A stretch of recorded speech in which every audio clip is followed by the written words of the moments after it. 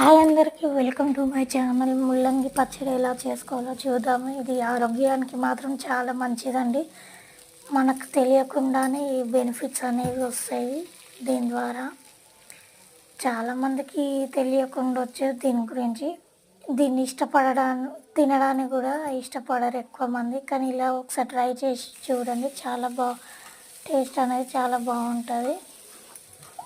First మనం ముల్లంగిని అంత పైన పొట్టు అనేది తీయాలండి, పీల్ చేసుకోవాలి. మనం ఆలుగడ్డకి ఎలా పీల్ చేస్తామో అలా చేయాలి. చేసి మంచిగా క్లీన్ చేసుకోవాలి. తర్వాత ఇలా రౌండ్గా కోసుకొని కొద్దిగా వేసి వాటిని ఇలా వేగనివ్వాలి. మంచిగా లైట్ బ్రౌనిష్ కలర్ వచ్చేలాగా. అలాగే కొద్దిగా నిమ్మకాయ సైజ్ అంత చింతపండు అనేది ఇలా నానేసుకోవాలి. నేనైతే హాయ్ అందరికీ వెల్కమ్ టు మై ఛానల్. ముల్లంగి పచ్చడి ఎలా చేసుకోవాలో చూద్దాము. ఇది ఆరోగ్యానికి మాత్రం చాలా మంచిదండి. మనకు తెలియకుండానే ఈ బెనిఫిట్స్ అనేవి వస్తాయి దీని ద్వారా. చాలామందికి తెలియకుండా వచ్చేది దీని గురించి.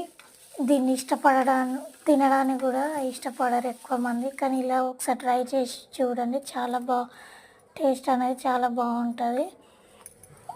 ఫస్ట్ మనం ముల్లంగిని అంత పైన పొట్టు అనేది తీయాలండి, పీల్ చేసుకోవాలి. మనం ఆలుగడ్డకి ఎలా పీల్ చేస్తామో అలా చేయాలి. చేసి మంచిగా క్లీన్ చేసుకోవాలి. తర్వాత ఇలా రౌండ్గా కోసుకొని కొద్దిగా వేసి వాటిని ఇలా వేగనివ్వాలి. మంచిగా లైట్ బ్రౌనిష్ కలర్ వచ్చేలాగా. అలాగే కొద్దిగా నిమ్మకాయ సైజ్ అంత చింతపండు అనేది ఇలా నానేసుకోవాలి. నేనైతే వీటికి సరిపడా పచ్చిమిర్చి అనేది తీసుకున్నా. ఇలా వాటిని కూడా వేయించుకోవాలి.